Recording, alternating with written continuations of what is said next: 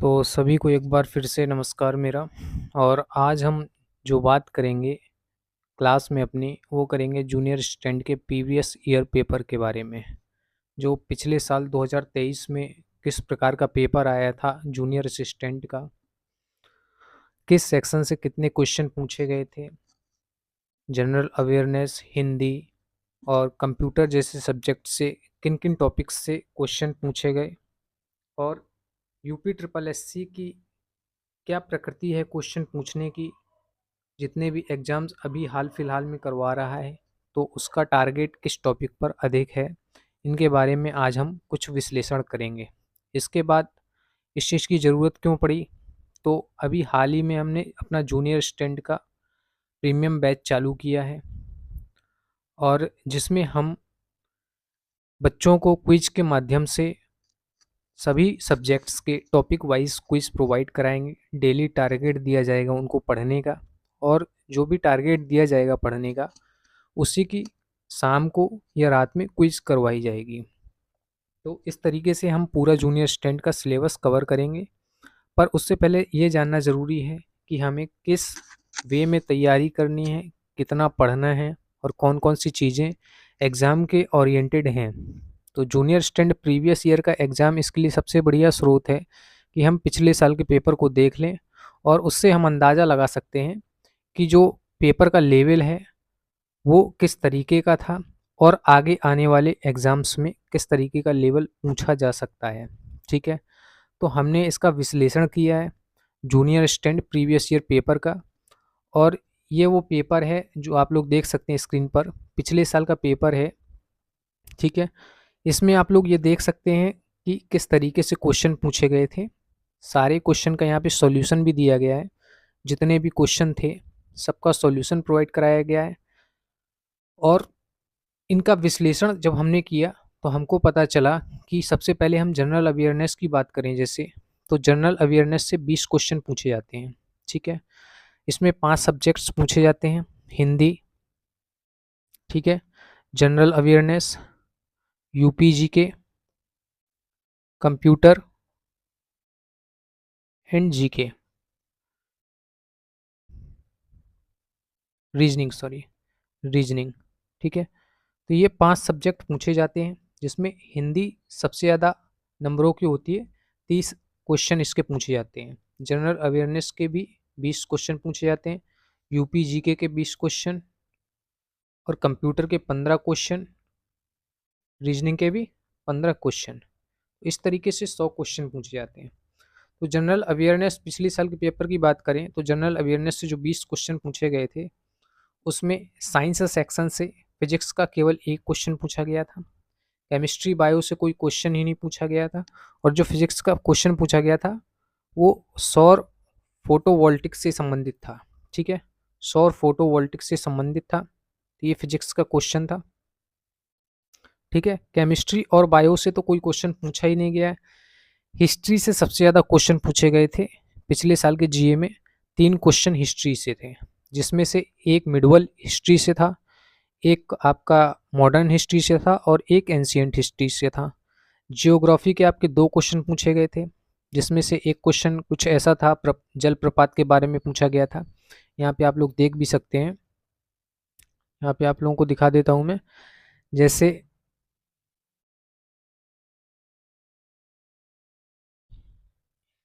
ये देखिए, ये संविधान का यानी पॉलिटी का क्वेश्चन पूछा गया था। यहाँ पे पॉलिटी का क्वेश्चन पूछा गया था यहाँ पे। और यहाँ पे आप देख सकते हैं कि ये जो है ये ज्योग्राफी का क्वेश्चन था। ठीक है, पर्वतीय चोटी का नाम बताना था जहाँ महान बर्फ के, जिसे महान बर्फ के खजाने के रूप में जाना जाता है। ठीक है, इसको बताना था। इसके बाद ये जलप्रपात वाला क्वेश्चन आप यहाँ देख सकते हैं। जलप्रपात से संबंधित एक क्वेश्चन पूछा गया था, जिसमें मिलान करना था आपको। ठीक है, कि कौन सा जलप्रपात किस राज्य में उपस्थित था।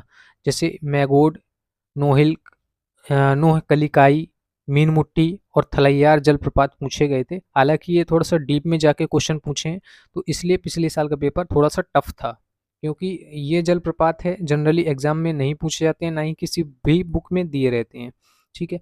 लेकिन ये क्या है, अब स्टैटिक जीके के रूप में कुछ भी पूछ रहा है यूपी ट्रिपल एस सी, तो ये आप एक तरीके से ये मान के चलिए कि ये क्वेश्चन ये जो है 95% लोगों से नहीं बना होगा। मेरे को पता है इतना, 95% लोगों से नहीं बना होगा ये क्वेश्चन, ठीक है। क्योंकि इसमें एक भी ऐसा जलप्रपात नहीं है जो कभी आप लोग नॉर्मली रूप से पढ़ सकते हो।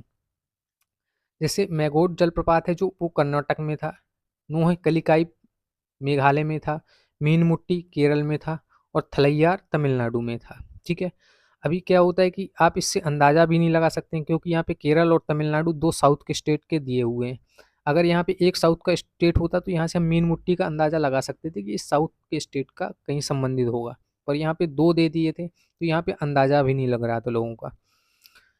तो इस तरीके से ज्योग्राफी के केवल दो क्वेश्चन पूछे गए थे, पॉलिटी से दो क्वेश्चन पूछे गए थे और इकोनॉमिक्स से तो कोई क्वेश्चन ही नहीं था। इकोनॉमिक्स को पूरा गोल ही कर दिया गया था पिछले साल के एग्जाम में। स्टैटिक जीके से 7 क्वेश्चन पूछे गए थे, ठीक है।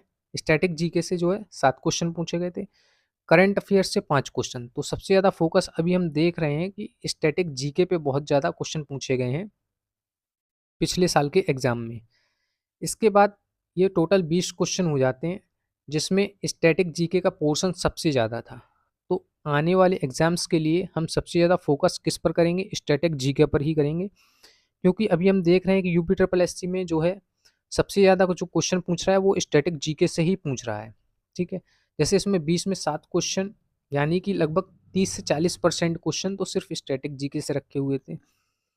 पॉलिटी से 2 क्वेश्चन रखे हुए हैं, जियोग्राफी से 2 क्वेश्चन और इकोनॉमिक्स से कोई क्वेश्चन नहीं पूछा गया है। लेकिन हम फिर भी इकोनॉमिक्स को अपने सिलेबस में कवर करेंगे और करंट अफेयर्स पर खास फोकस करेंगे, ठीक है। इसके बाद बात करें अगर, तो कंप्यूटर की, कंप्यूटर से 15 क्वेश्चन पूछे गए थे, जिसमें एक क्वेश्चन एमएस एक्सेल से पूछा गया था, एक क्वेश्चन एमएस वर्ड से पूछा गया था, एक क्वेश्चन एमएस पावर पॉइंट से, एक क्वेश्चन कंप्यूटर हिस्ट्री से, यानी कंप्यूटर के इतिहास से संबंधित केवल एक क्वेश्चन पूछा गया था।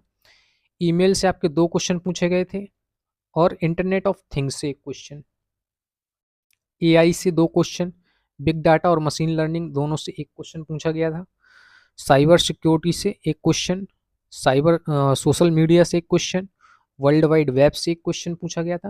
और ये क्वेश्चन बेसिक लेवल के क्वेश्चन थे, जैसे वर्ल्ड वाइड वेब से बेसिक लेवल का क्वेश्चन पूछा गया था, सोशल मीडिया से बेसिक लेवल का क्वेश्चन पूछा गया था, साइबर सिक्योरिटी से बेसिक लेवल के क्वेश्चन पूछे गए थे इन तीनों से, ठीक है। तो इन तीनों से तो बेसिक लेवल के क्वेश्चन पूछे गए थे, लेकिन जो बिग डाटा है, एआई है, आईओटी है, ये टॉपिक्स हैं जो ये थोड़ा सा डीप जाके पूछे गए थे, ठीक है। जनरली लोग इनकी परिभाषाएं, इनके थोड़ी बहुत जनरल यूज पढ़ के गए थे, लेकिन इनके डीप जाके उसने कुछ टर्म्स पूछ लिए, जैसे के एल्गोरिथम पूछ लिया था, ठीक है, बिग डाटा मशीन लर्निंग के अंतर्गत आता है। तो इससे थोड़ा सा डीप क्वेश्चन पूछे गए थे, ठीक है। ईमेल, ईमेल से भी जनरल क्वेश्चन पूछे गए थे। अगर आप लोग ईमेल को कायदे से यूज करते होंगे तो आप लोग उन क्वेश्चंस को सॉल्व कर सकते थे। कंप्यूटर हिस्ट्री से भी ज़्यादा टफ क्वेश्चन नहीं पूछा गया था। हाँ, एमएस पावर पॉइंट से थोड़ा सा क्वेश्चन टफ था, क्योंकि एमएस पावर पॉइंट हम लोग इतना ज़्यादा फोकस नहीं करते हैं उस पर, एमएस वर्ड और एक्सेल को ज़्यादा देखते हैं। पर यहाँ पर पावर पॉइंट से भी एक क्वेश्चन पूछा गया था और काफ़ी डीप क्वेश्चन पूछा गया था। एमएस वर्ड और एमएस एक्सेल से जाहिर सी बात है क्वेश्चन बनना ही था, तो वो बना भी। इसके बाद बात करते हैं अगर आगे, तो ई गवर्नेंस से एक क्वेश्चन पूछा गया था, हार्डवेयर से एक क्वेश्चन पूछा गया था, और ये दोनों क्वेश्चन ही नॉर्मली थे। ई गवर्नेंस ज़्यादा लोगों ने कवर नहीं किया था, तो ई गवर्नेंस वाला क्वेश्चन काफ़ी लोगों से छूटा भी था पिछली बार। आगे देखें यूपी जीके, यूपी जीके से 20 क्वेश्चन थे। 20 क्वेश्चन में सबसे पहले लोक नृत्य, एक क्वेश्चन नृत्य से पूछा गया था, यूपी का लोक नृत्य पूछा गया था। यहाँ पे देख लेते हैं कौन सा लोक नृत्य पूछा गया था यूपी का।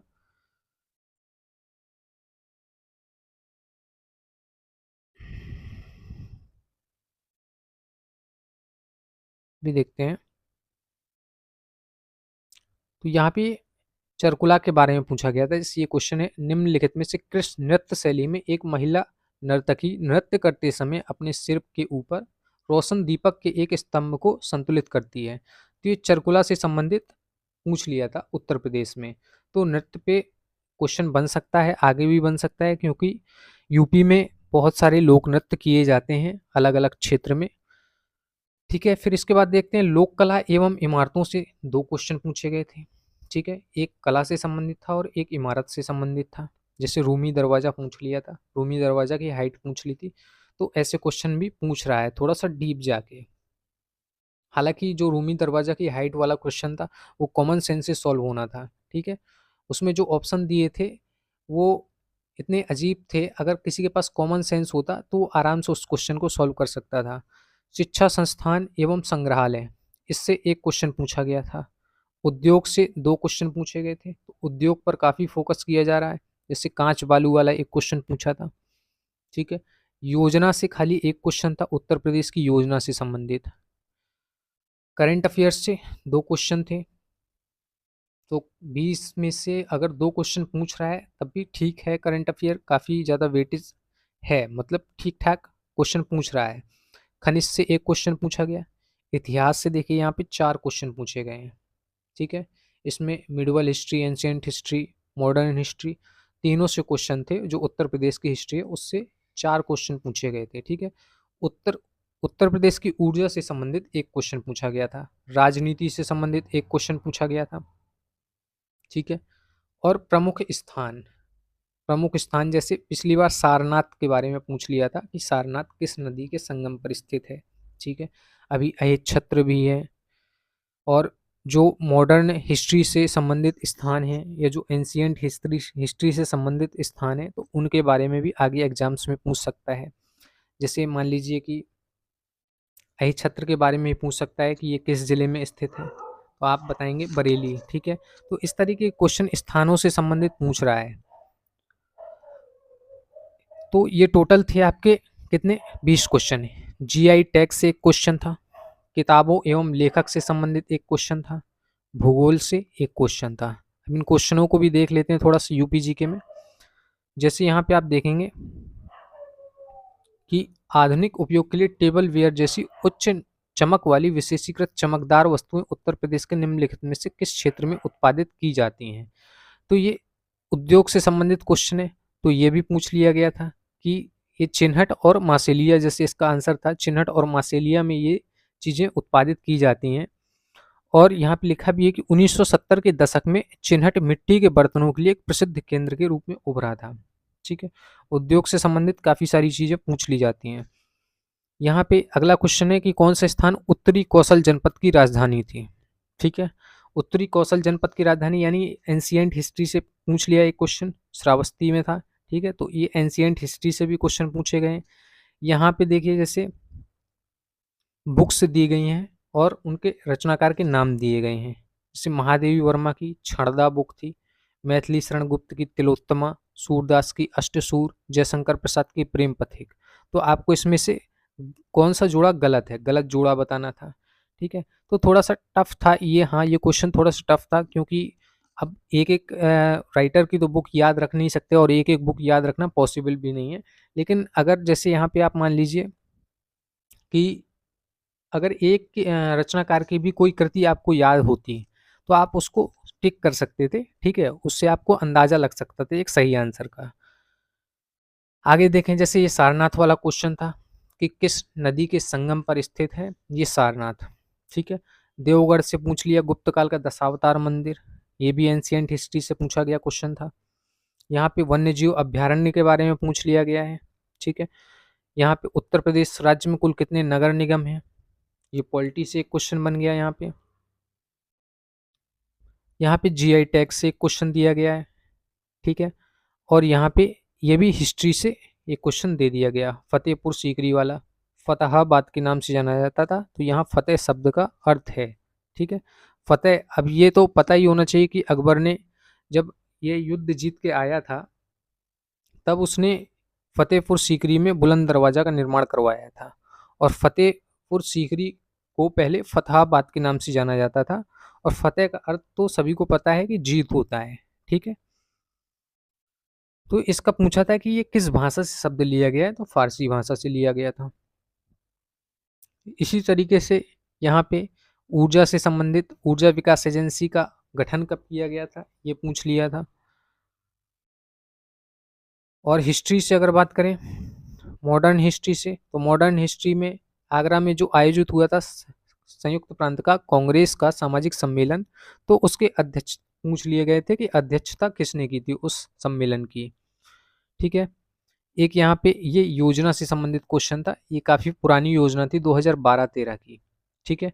तो इससे क्वेश्चन पूछ लिया गया था कि वीर अब्दुल हमीद फॉरेस्ट वन्य जीव एवं पर्यावरण संरक्षण पुरस्कार योजना किस वर्ष शुरू की गई थी? 2012-13 में। ठीक है।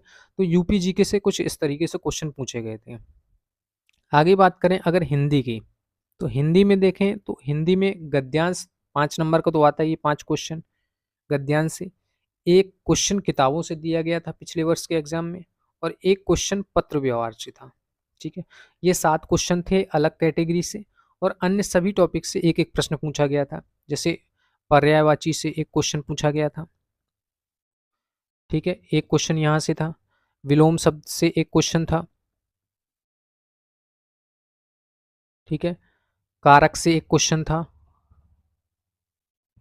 एक क्वेश्चन कारक से था। 2 क्वेश्चन लगभग क्रिया से थे। क्रिया के ऊपर बेस्ड 2 क्वेश्चन थे। ठीक है। यहाँ पे अलंकार से एक क्वेश्चन था। अलंकार से एक क्वेश्चन था। समास से एक क्वेश्चन था। तो यानी कि सभी टॉपिक्स को उसने कवर किया है। ऐसा कोई भी टॉपिक नहीं था जो पेपर में हमको दिख ना रहा हो। तो एक एक क्वेश्चन सभी से कवर किया गया था। ठीक है। यहाँ पे गद्यांश पॉजिटिव चीज़ है, क्योंकि ये 5 में से आपके 5 सही होने चाहिए यदि आप सही से गद्यांश को पढ़ पाते हैं। किताबें, अब ये एक क्वेश्चन के लिए आपको हो सकता है कि बहुत सारी किताबें आपको पढ़नी पड़े, तो यहाँ पे थोड़ा सा मेहनत भरा काम हो सकता है। ठीक है। लेकिन हम जो अपने प्रोग्राम में कुछ चुनिंदा किताबें ही रखेंगे, जो चुनिंदा राइटर हैं जिनकी किताबें बहुत ज़्यादा फेमस हुई थी, उन्हीं किताबों को लर्न करवाया जाएगा और उन्हीं को क्विज के माध्यम से आप लोगों को बताया जाएगा कि कौन सी किताबें आपके लिए इम्पोर्टेंट हैं। ठीक है। इसके बाद अगर हम बात करें हमारा जो जूनियर असिस्टेंट का बैच है उसकी डिटेल आपको बताएं, तो इसमें हम टॉपिक वाइज डेली टारगेट देंगे आपको पढ़ने के लिए कुछ ना कुछ।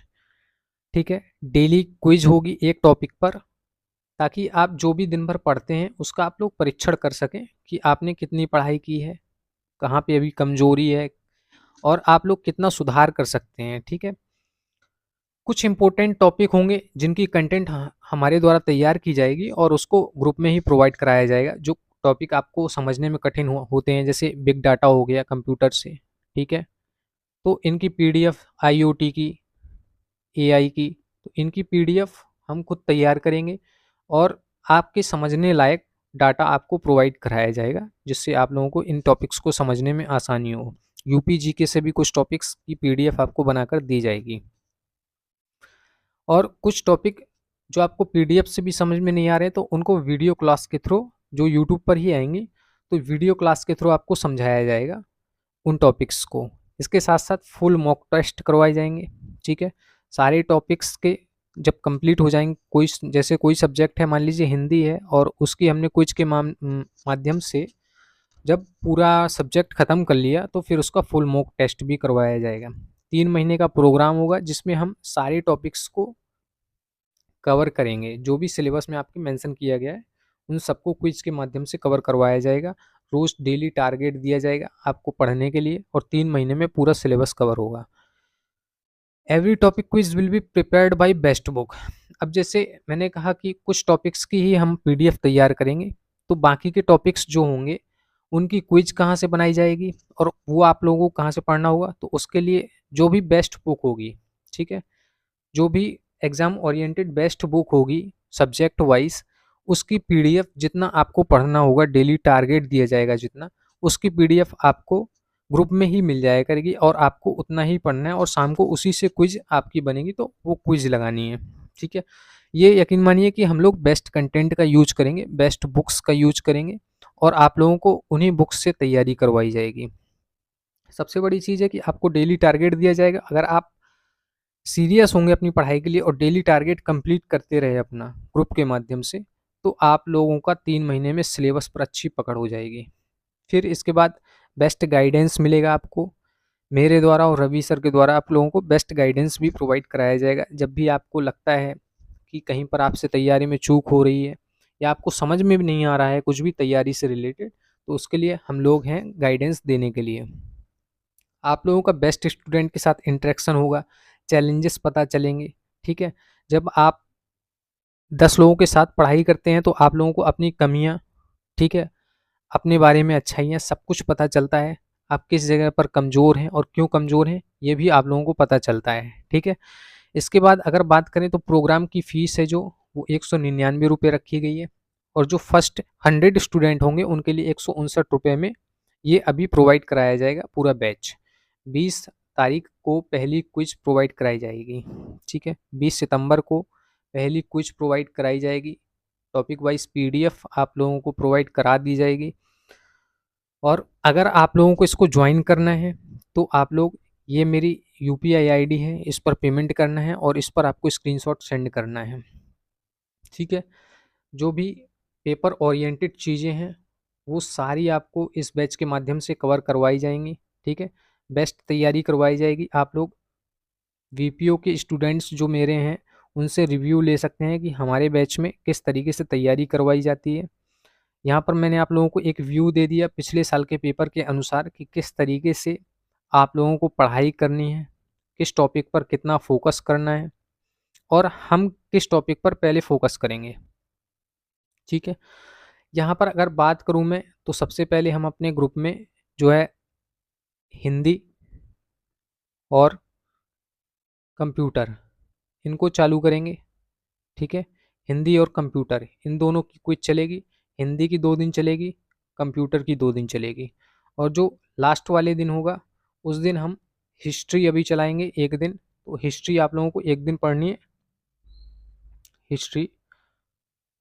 तो हिस्ट्री की 1 दिन क्विज चलेगी अभी। इस तरीके से अभी 5 दिन क्विज चलेगी पर डे। हिंदी 2 दिन, कंप्यूटर 2 दिन और हिस्ट्री 2 दिन। जब हमारी हिंदी कंप्लीट हो जाएगी 1 महीने के अंदर तो यूपी जीके यहाँ पे ले आएंगे और यहाँ पे ये सेम चलता रहेगा, हिस्ट्री जियोग्राफी। और ज़रूरत पड़ी तो हम सैटरडे को भी क्विज करवा दिया करेंगे टारगेट दे के कि सैटरडे को भी आपका कवर होता रहे ताकि सिलेबस जल्दी से जल्दी कंप्लीट हो सके, ठीक है। तो ये था आज की क्लास में, बस इतना ही। और 20 तारीख से ये बैच चालू होने वाला है तो जिसको भी ज्वाइन करना है वो ज्वाइन कर सकता है। बाकी वीपीओ का हमारा ग्रुप चल ही रहा है और वीपीओ की अगली क्लास में हम पंचायत की अपडेटेड बुकलेट की क्लास लेके आएंगे जिसमें इम्पोर्टेंट फैक्ट्स को कवर किया जाएगा। तब तक के लिए धन्यवाद, ध्यान रखिए अपना।